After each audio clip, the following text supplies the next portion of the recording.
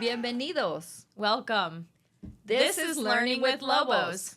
I'm Paloma. I'm Loni, and we're education consultants with Early Childhood Services Center. And this is a UNM podcast for early childhood educators. This is Season 1, Episode 1, and today we're talking about diversity. Paloma, should we share about our book of the month? Let's. Tell us a little bit about this book, Paloma. This book is one of a kind, like me, único como yo. I love this book because it talks about representation, about uniqueness, about being who you are. And I love that it is in both Spanish and English. Love that. Yeah.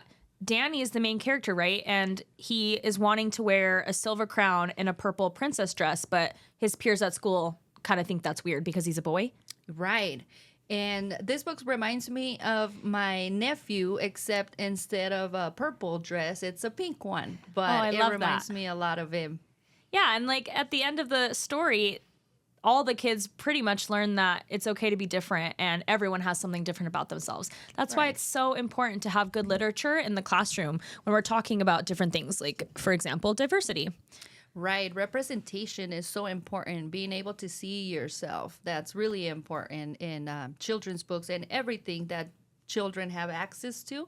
But of course, we want to keep pushing literature in early childhood. Right. I think books do a good job of like that window and that mirror, right?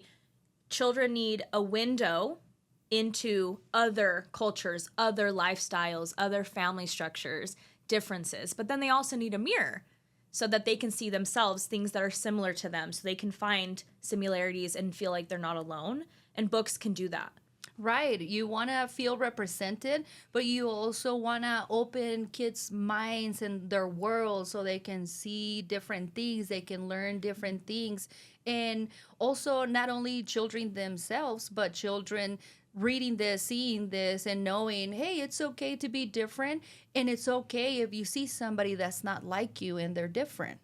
Right. And I think that to think about it, if let's say there's a child in your classroom, another Danny, and he wants to wear a purple dress but has never said anything about it. And then all of a sudden his teacher reads this book and they have this whole conversation in the classroom about how that's okay. All of a sudden he's going to say, oh, I not only are there other kids like me, but it seems like I'm being accepted into this. Maybe I don't have to keep it a secret anymore. That's right. And I also want to shout out that this book came from the Rainbow Library. Oh, yeah. I love that program. Yes. Being able to get those books that just represent different type of children, different type of people. That's wonderful. That's awesome. We got it for free from the Rainbow Library. And I think that this is a good example for educators, right? If you don't know where to start with a book. Exactly. Mm-hmm. Yeah, I agree. And through books like this, we already know the benefit, right? Is building self-confidence, but also building cultural self-confidence. That's true. Very true. Yeah, it's just very important for us to teach our children differences. Not that we're all the same, because I feel that was something that maybe for a while was being taught. We're all the same, and we're not the same. Well, we have to teach and just encourage people that we're not the same, and that's okay.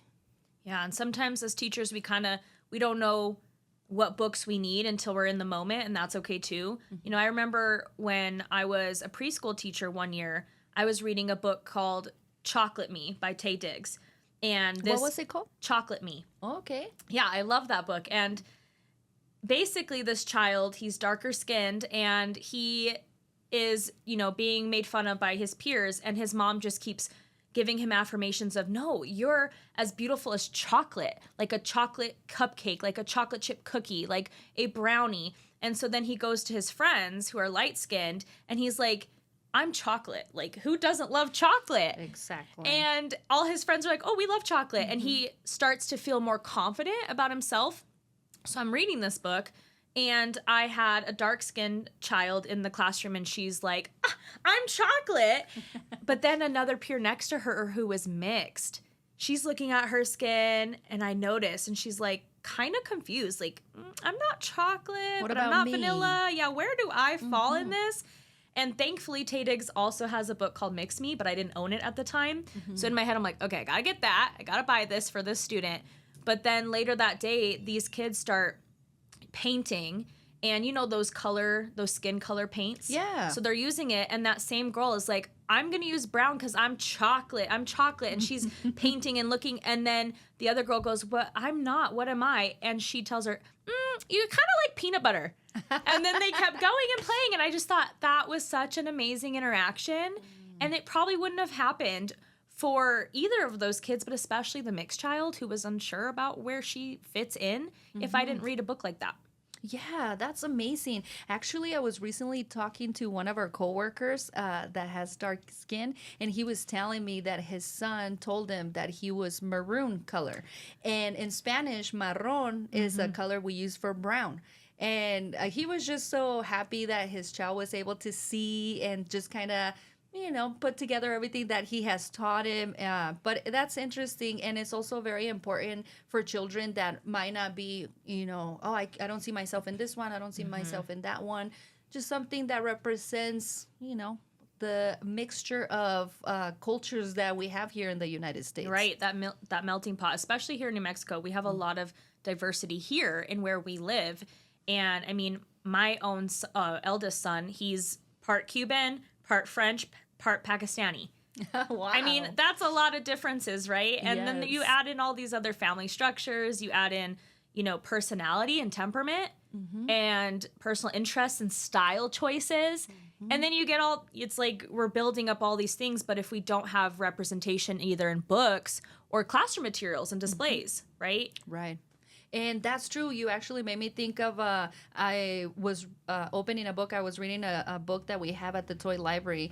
And I wasn't sure if the image was a little boy or a little girl because it was a little kiddo with short hair, shorts, and a T-shirt. And then I thought, I feel like society has made me think that way because look at me. Short hair. Yes. I don't wear dresses. So I thought, oh my gosh, that's me right there. And then the name, I couldn't tell. I wasn't sure if it was a female or a male name. But at that moment, I'm like, who cares, first of all? And second, that's so cool that someone like me can have also that representation of who cares. It's just a little somebody in the book, their story. And yeah, throughout the book, I realized it was a little girl. But then it was also cool, right? Because I'm like, oh, that's like a little me right there. When I was a kid, I wish there was more books that just had representation of my culture.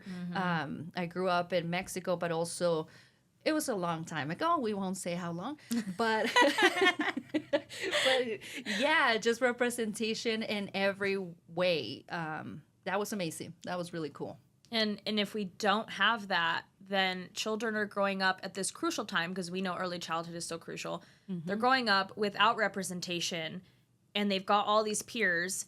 They aren't going to feel confident in where they come from or the situation that they have at home, their skin tone, their style, all these things. And if you don't have that, how can you be tolerant and empathetic and understanding and respectful to others that are different than you? That's the foundation. You're 100%, and you just said something super important, respect. And I was having a conversation at the toy library with a retired teacher, and she brought that up. She's a very religious person, kind of old school. She said, I'm set in my ways, but I've learned that the most important thing is respect. So if we have respect towards each other, she has respect for people, people have respect to her, for her, that's it. That's the key. It's not about we're not all gonna love each other and be best friends, but if you have respect for one another, that's it. That's the key, I feel.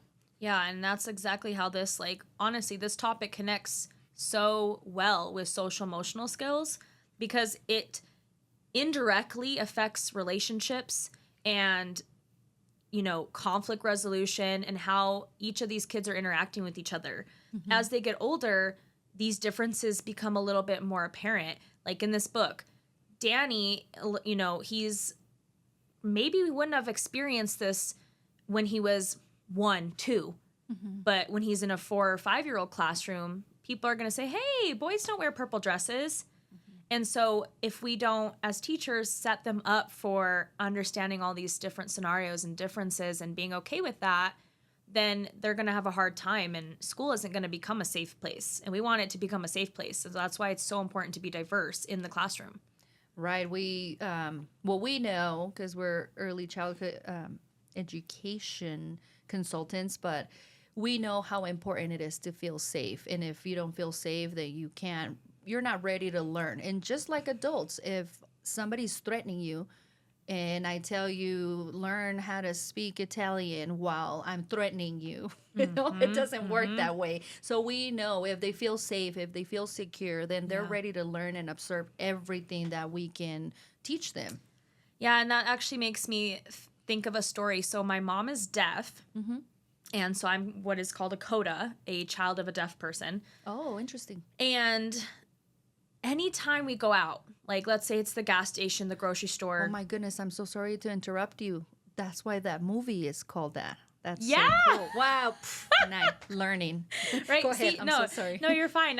So yeah, anytime we go out and someone happens to know, and you probably feel this way, like in the Spanish community, if someone happens to know even the simplest amount of finger spelling, my mom feels 100% more safe. She feels like, oh my gosh, you can slightly communicate with me. I don't have to feel as lost. And there's been many times where she's like a grown adult and doesn't want to go and get gas at the gas station by herself. She asks me to take her because what happens if someone's trying to get a hold of her or something's wrong? You know, they're trying to communicate with her and she's like, I'm deaf. So all of these things about inclusion, right? And making people feel comfortable, and even just children even understanding that there are deaf people in this world. There are people that don't speak English. There are people that speak 5 languages, some that speak, with a lisp, some that have all these different differences, right? Right. And if more people understand that, then when you go out into the world as an adult, you feel safer because all of a sudden you just connected with someone that gave a little bit of understanding, a little bit of empathy, even maybe a little bit of knowledge. And that is a game changer. Right. And what you said, inclusion, your mom feeling included in something that we promote in our classrooms is inclusion is not just this type of inclusion. Right. Including is everybody. Sometimes I use the example in my classrooms when they're just, including making sure if we have a child in a wheelchair. But I said, what if you had a child that was much taller than the rest of them?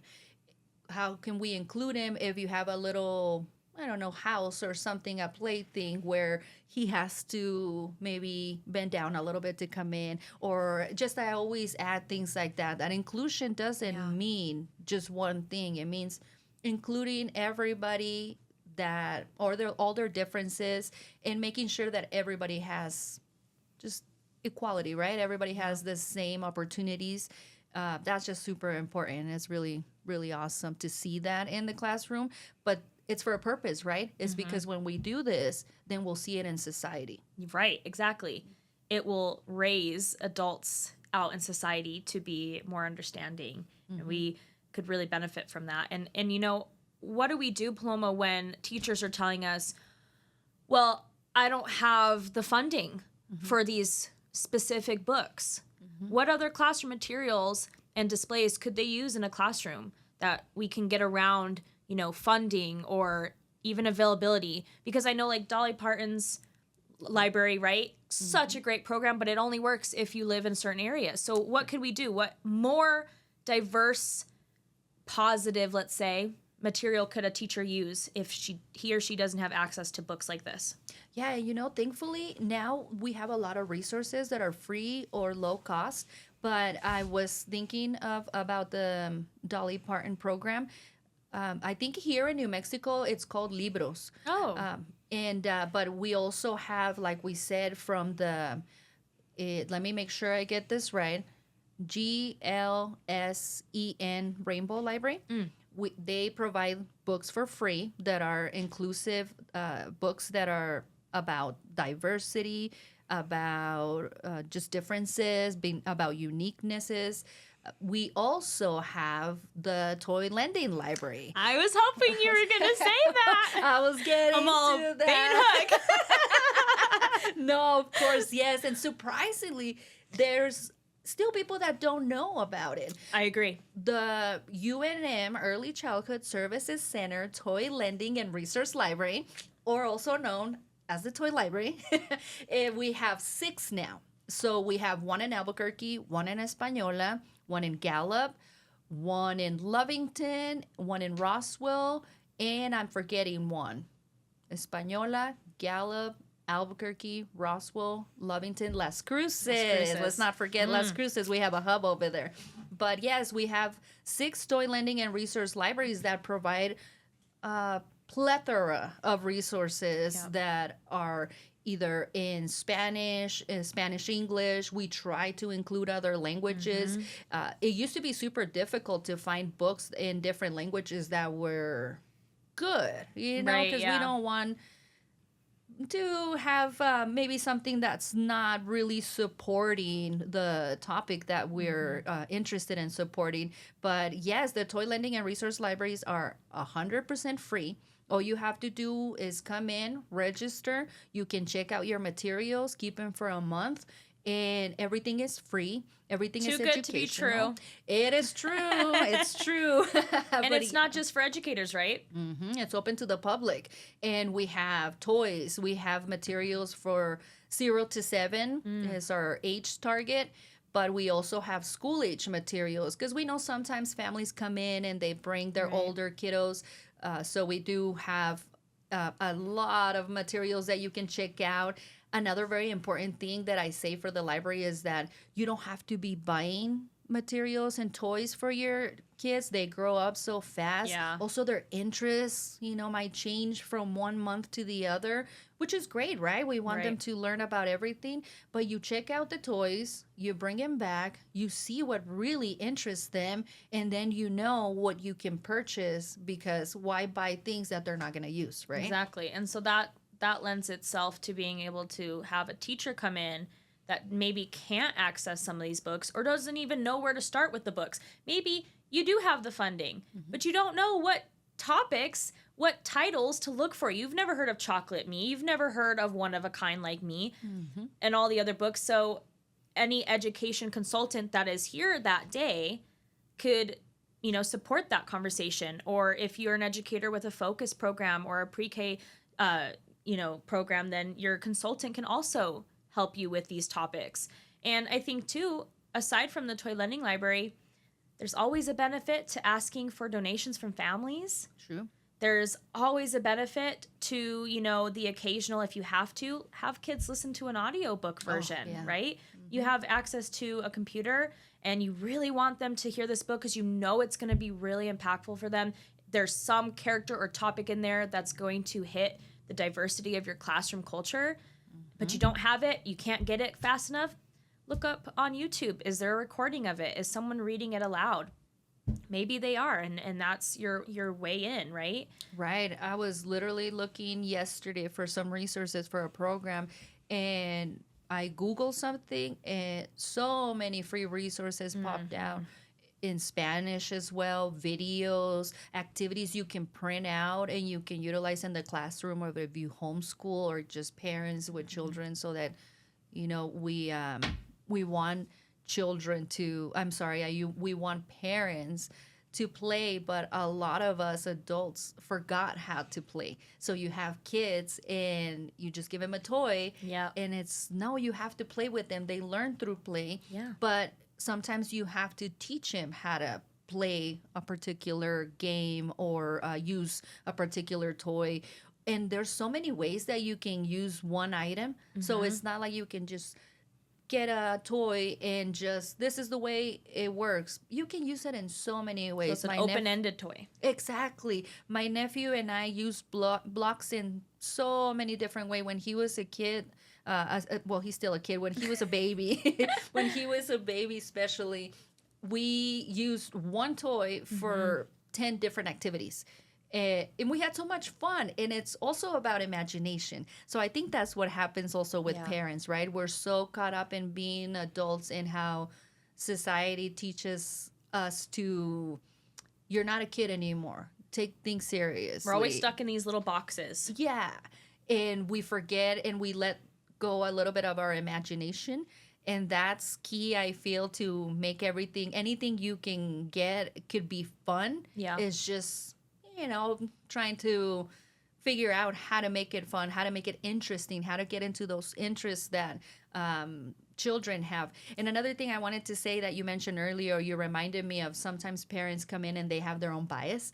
Like, for example, I love dramatic play, but maybe the child that you're getting the toys for they're more into math stuff or blocks or I don't know, whatever it is, but you're biased and I want this, I want to get that. Here at the toy library, not only you can come and check out toys, but you can also bring the kids so that they can look around, play, and you can see, oh, I was going to check out this, but this is really interested to them. And look at that. They've been playing for an hour and they're still going and they want to keep going. So I'm so glad you mentioned like blocks and material and dramatic play, because it brings us back into the classroom of what happens when, let's say, Danny is in our classroom and this teacher completely accepts the fact that maybe Danny's going to go to dramatic play and pick the dress and the crown for the costume that he wants to wear today. But what do you do when, families don't accept that? And you have, as a teacher, I have a lot of teachers who come to me with those concerns of, what do we do? And I always bring it back to just having it in your policy. Have your policy really clearly stated that, you're inclusive of all the interests that the kids want, and all the material in the classroom should be inclusive to everybody. It should be available to everybody, regardless of gender, regardless of, economic status, regardless of culture. And same thing with language, right? That's why we're always seeing teachers put Spanish labels in their classroom, or Spanish books, bilingual books. Or if they have a child who, speaks Arabic, then there's going to be Arabic somewhere in the classroom, because you want to be inclusive. And we can't not be with our material. And when you're talking about blocks, when you're talking about playing, those dolls, those little people in the block area, even just posters on the wall. Right. They should be a variety of ages, right? Skin tones, cultures, abilities, disabilities, but without being stereotypical too, right? Because we don't want to have anything that is a stereotype and confuse the kids. Right. We used to see that a lot, right? We have the posters of culture, and we got the Mexicans with the zarape and a sombrero. And you go to Mexico, you hardly ever see They're wearing anybody. normal clothes like you and I. Right. And if we wear it, it's maybe for a special occasion. Right. Or it's a type of, how do you say, something that you wear that's maybe traditional for a specific thing. For example, if you dance folklore, then you have that dress. But women are not walking around in Mexico with those dresses. Right. Exactly. Same with other cultures. So we really want to make sure, if you do have, is what I tell in my classrooms, if you do have those pictures, talk about it. Talk about it. Talk about the culture.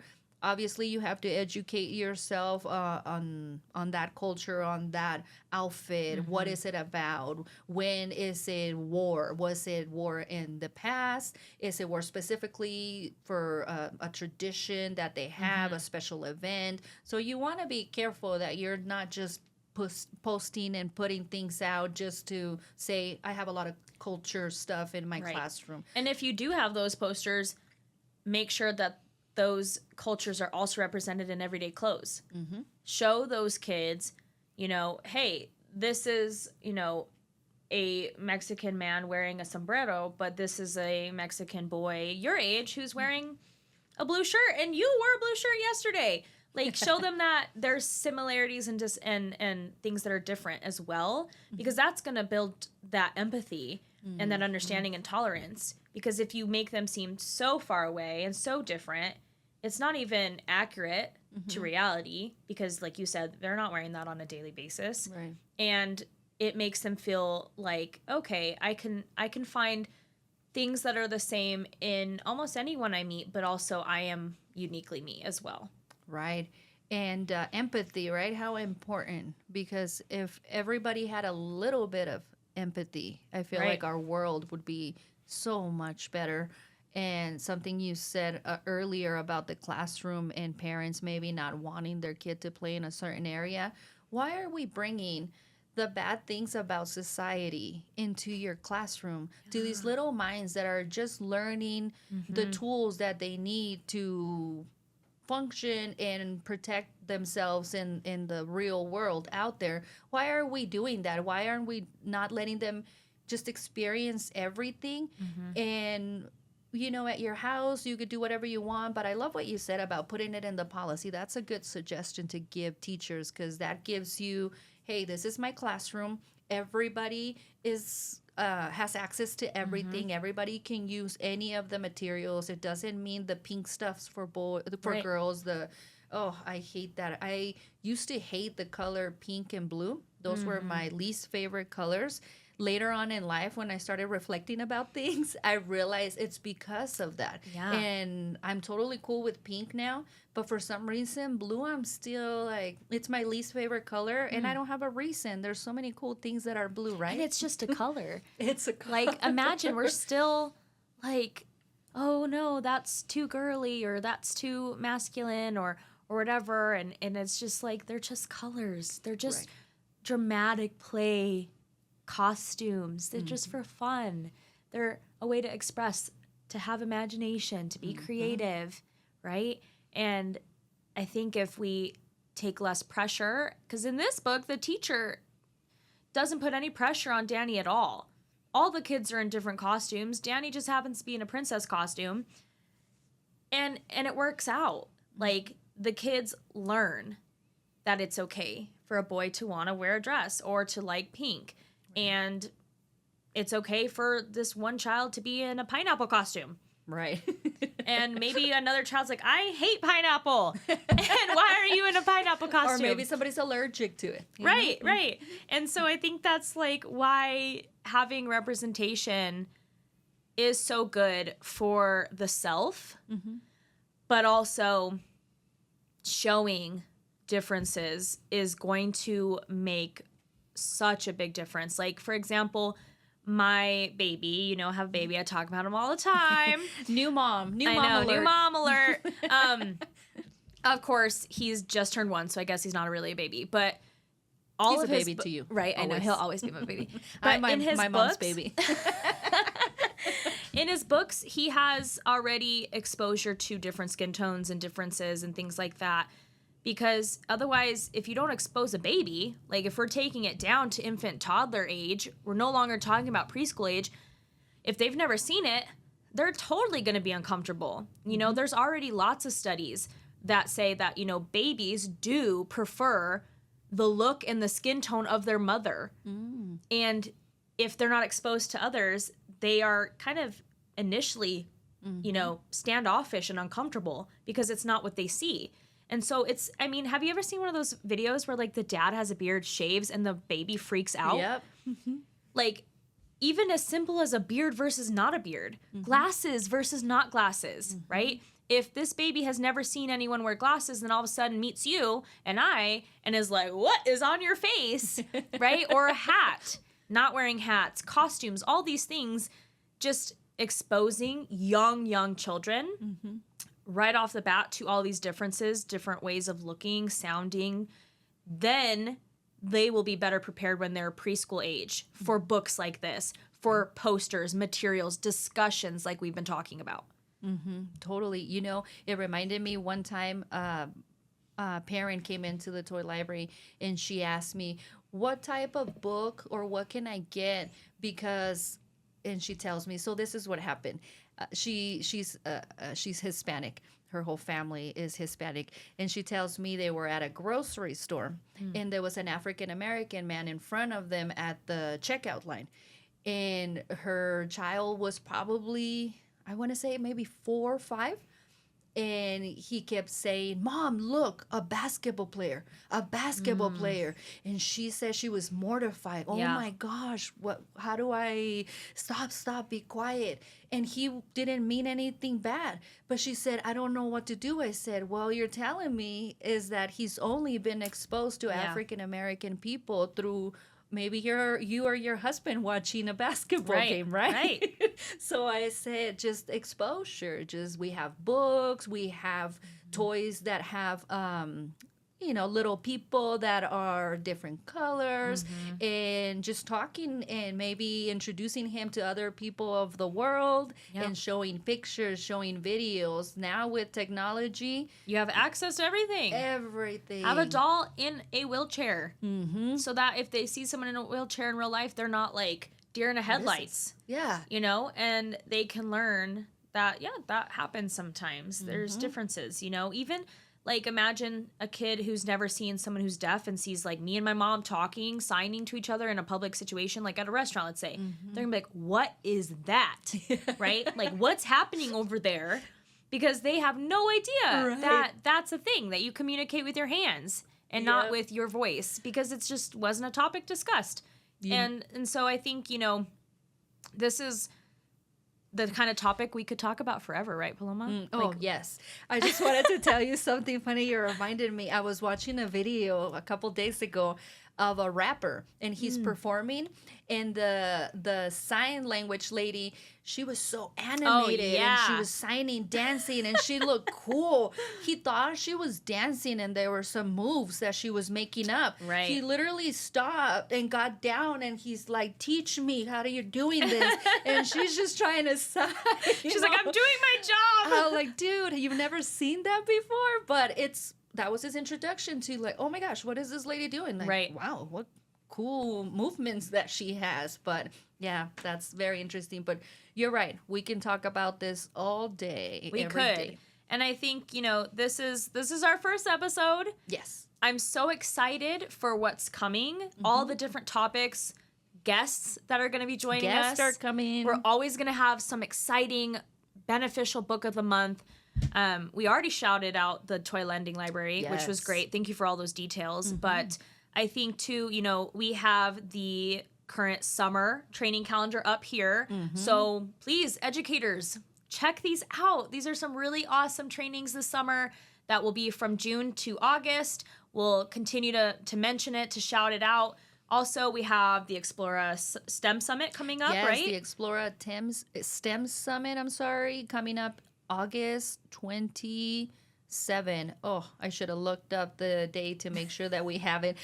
But it's posted. If I messed it up, it's August something. Yeah, it's late August, and it's targeted for education, early childhood education teachers. But it's so much fun. They have so much fun because it's held at Explora. So I love Explora. you get to explore as if you're a child. There's going to be lots of vendors and people just displaying all their things about their program. Of course, the toy library is going to have a table there. We want it to be interactive, so people, when they stop by at the table, it's not just flyers. Right. It's just Right. it's more. But Explora goes all out. They have a lot of partners, including ourselves, UNM Early Childhood Services Center, and you get gifts, you get books. There's a raffle. It's going to be great. So people love should it. register. Yeah. If you are not able to pay for it, there's scholarships available. Oh, that's So, awesome. yes, it's really cool. And we also, throughout our podcast, we're going to make sure that we promote everything that Early Childhood Services Center offers. Right. All our trainings, all hopefully events and different Events that are things that happening. we'll have available. And we want to make sure that everybody is aware, everybody knows that we have all these resources. Yeah, exactly. And we're here to help you out with any early childhood assistance you might need.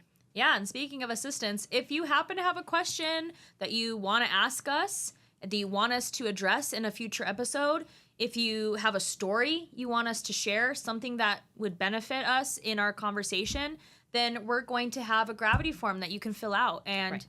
And then you can ask those questions. We'll look through it. We might get a lot, and so it may not happen exactly after you sent it, but we'll look through your things. And if you want to stay anonymous, let us know. That's fine. If you want to be shouted out in your school, and we can share those conversations, those questions from the field, because that's really what's going to drive this podcast, is questions from the field. And so please don't forget to send in your questions.